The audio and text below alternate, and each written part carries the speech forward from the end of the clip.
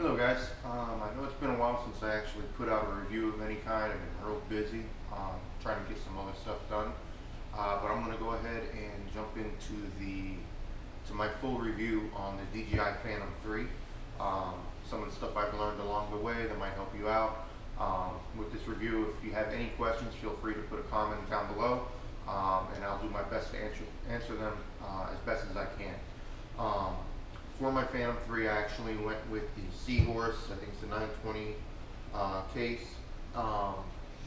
This is waterproof. It's pretty rugged.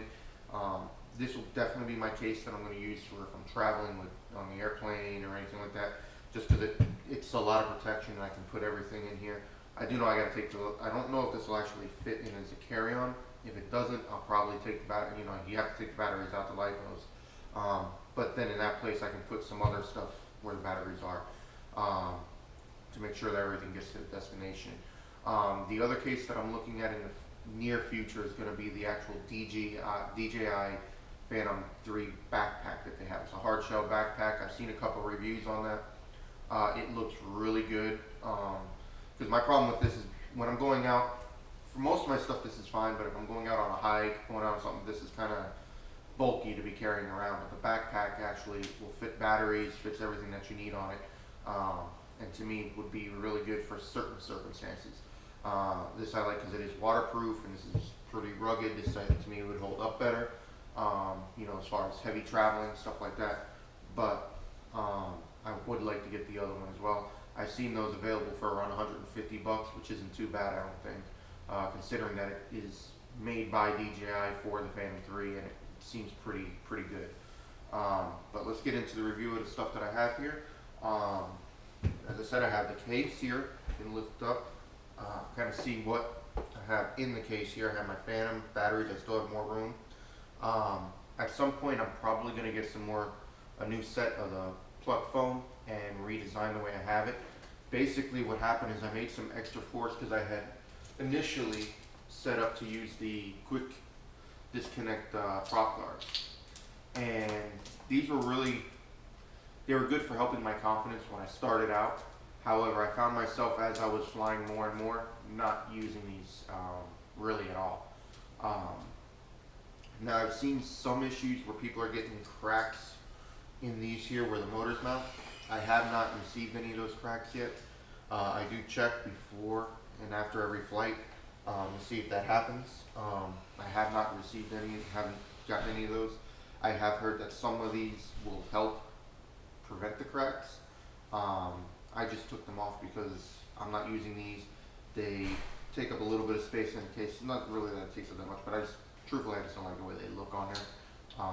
And since I wasn't using these as much, I thought they'd be better for when I'm in a populated area. But it hasn't seemed to make a difference at all as far as people's perspective of the Phantom 3. So I took those off. I still have them just in case at some point I do want to put them on again, but for right now, I'm not using these. If you're a brand new pilot and you haven't flown anything at all before, I would definitely recommend getting them. I started out actually, I'm by no means an expert. I started out with the Parrot Bebop, which is a really good one to learn on. It takes crashes really well, but it does have issues and it just wasn't performing what I wanted it to do. And then after seeing the travel size of this compared to the Bebop with the Sky Controller, it made my decision to go with this all that much easier. So the quick disconnects I don't use anymore. In this box I do have room for my controller. Things that I've gotten with it, I went and picked up the short cable for my iOS devices. One of my next upgrades that I'm going to do is getting this piece from the Inspire one. That one is all aluminum, and from what I've seen, when you put your iPad Air in there, or like a full-size iPad or a full-size tablet, this wobbles quite a bit. They say when you put the aluminum one from the Inspire on here, it doesn't. I think that's around 40 bucks if I'm not mistaken for that part. That's one of my next upgrades I'm going to do. That plus getting additional batteries. Definitely get a lanyard of some kind. I'm looking at getting probably the one for the Inspire as well that has a double, just because it looks more comfortable than this one, but that definitely helps you with piloting it, making your moves really smooth for photography, which is my basic purpose of this. I'm not using this as an FPV quad or racing or anything like that. I'm using this for photography. That's why I went with it. That's why I went with the professional with 4K. The batteries, I do have one extra battery, so I have two. Planning to get at least another 1 to 2 more batteries. These work fine for me, but there are times when I do run out of power and I have to wait until I charge up the battery for my flight. I have, in this case though, I have room for the props. You know, I do keep the gimbal guard on here. I do have a lens cover,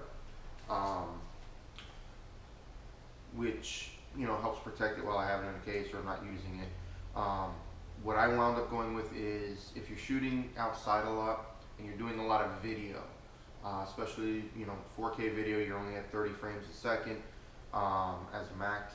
You definitely want to get an ND filter, the neutral density filter. I'm learning as I go, and I have found that it makes a big difference in the video not being choppy when you move. You just have to, when you put the filter on, you have to go ahead and change your settings for your video, for your shutter speed and whatnot.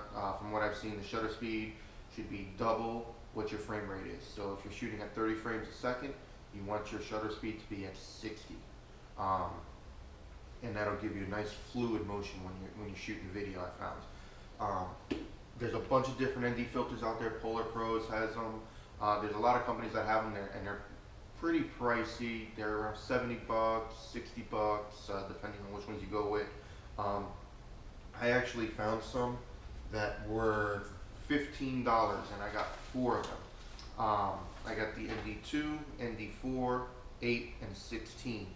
And the reason why these are cheaper, they seem to work just as well. I have not had any issues with them, but they're just a thin piece of film that you unscrew the cover, the UV filter off of the camera. You put this on the inside, and then you screw it back on, and it gives you the same effect as what these other filters are doing, just at a lot cheaper price. So these are the ones I went from. Phantomfilters.com is the company that I had bought them from. You can look them up online. Like I said, it was only, I think it was 15 bucks, and I got 4 of the filters, so, and that helps out a lot. Let's see. The other thing I put in my case, which is a good idea, is some of this silica gel packets. I had actually got this from something else I had bought, and I just went and made a slot for it and put it in there. Kind of helps keep any moisture out of the case here. I also did pick up one of these, which basically is your screen filter shade. Not the wrong way. This is a shade so that you can put it like this. It velcros on, and then it fits. It has the cutout so that it slides right in on your holder there for your controller. Put your iPad, you can actually see it in the daytime. Flying here in Florida, it is pretty hot, so my iPad has overheated a few times when I was flying with it. I have found there are some adjustments that you can make on the inside that kind of help keep that cool. I don't remember off the top of my head, but you have to change the hardware so that it does decoding with the hardware, not the software or something like that. But you can look that up online, and there's tons of that, tons of information on that, on how to do that. Obviously, I have my charger here. There's a slot for the charger, slot for my props. The other thing that I recommend getting is one of these. This is a lens pen. Basically, push this out, you got a little brush here so you can brush off any dust or dirt from your camera lens. You unscrew this part, and you got a little microfiber thing that you can go around and actually clean the lens out real well. This works good for both the GoPros and for the Phantom. I assume pretty much any camera system that you're using, this is good to have. Now, as far as the performance of it, I have to say, especially coming from the Parrot Bebop, this is hands down superior product. It is not without issues. I haven't had any major issues with mine, but I have seen, you know, there are still flyaways, there are still some issues. Although, as with the Pilot, I do attribute a lot of that to Pilot error. I have made some in my, you know, learning. That's why I was glad I actually learned on the Bebop and not on something like this. This costs a lot more than the Bebop. You lose the Bebop, you're losing 500 bucks. You lose this, you're losing 1,200. So there's a big, you know, big price difference there. But even with this, you have to make sure you get your satellites are on lock, make sure you do your compass calibration. As a rule of thumb, my first flight in an area every day. So even if I fly there yesterday and I go today, I'm still going to do my compass calibration. I do my compass calibration on my first flight of every day in a new location. So if I change locations within that same day, I still do another compass calibration. Just, I'm not sure if you need to do that. I do it to be safe, to make sure that I take care. Um, you know, but the video quality that's on this, as you can see from some of my videos that I've done, is way better than what the Bebop is able to produce. And the nighttime video is really good.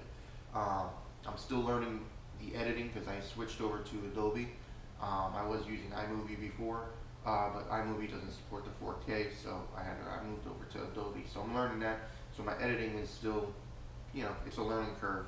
But other than that, I have to say the DJI Phantom is a very well made and well produced quadcopter. Like I said, oh, the other thing is the gimbal guard, the ribbon guard here. You definitely want to get one of these from what I've seen. If you have a rough landing, this piece right in here can separate and then your ribbon will break. And then I heard that you need to get a whole new camera. Now I've seen that they do sell the ribbons. I don't know how difficult it is to put it in, but the ribbon itself costs more than this guard. So for the guard, to me it was worth getting it and putting it on. Like I said, I haven't received any of these stress cracks at all, but I'm not flying it very aggressively. You know, if it's real windy, I tend to keep it grounded. I don't take off with it. But other than that, like I said, it works really well.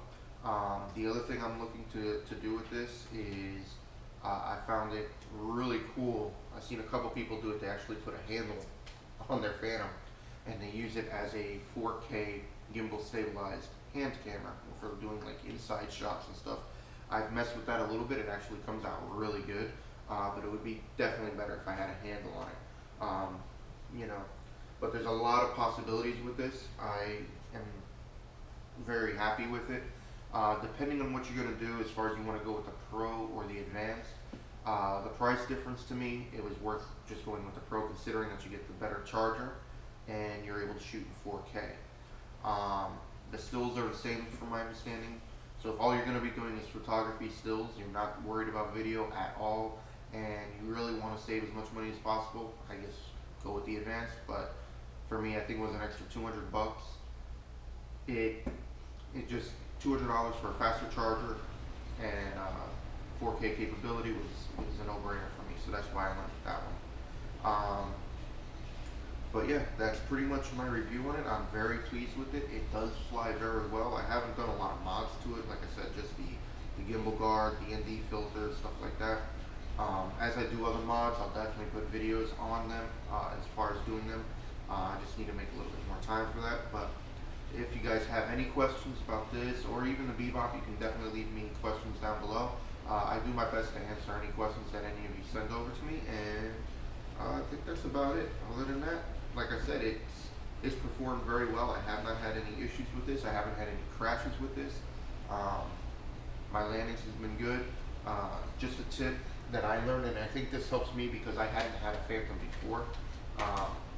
When you're landing, the Phantom, I guess the Phantom 2s, you were supposed to push these down into the neutral, like you do when you start it up.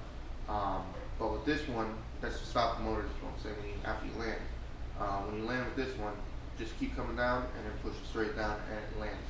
I've seen some people try and do this and they actually have a crash because it makes the quad twist a little bit. So just keep the throttle down and it'll shut off. Other than that, I know there's been a lot of how-to videos out there. I'm not going to go big into that unless somebody has something specific they want me to show them. As I said, I am not an expert. This is just a layman's quick-ish review of the Phantom 3. I have been very, very pleased with it. I haven't had to deal with their support. I know a lot of people complained about Parrot support, and I have found Parrot support to be, you know, perfectly fine and reasonable. You know, you send it back in, and the turnaround, say about a month completely.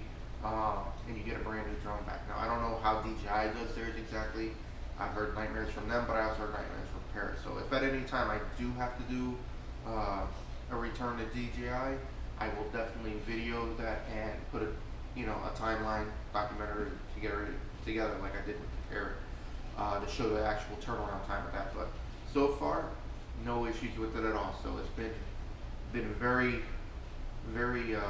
worthwhile purchase. I really do like it. And like I said, any questions or comments, leave them below, and I'll get back to you. Thanks a lot. You guys have a great day.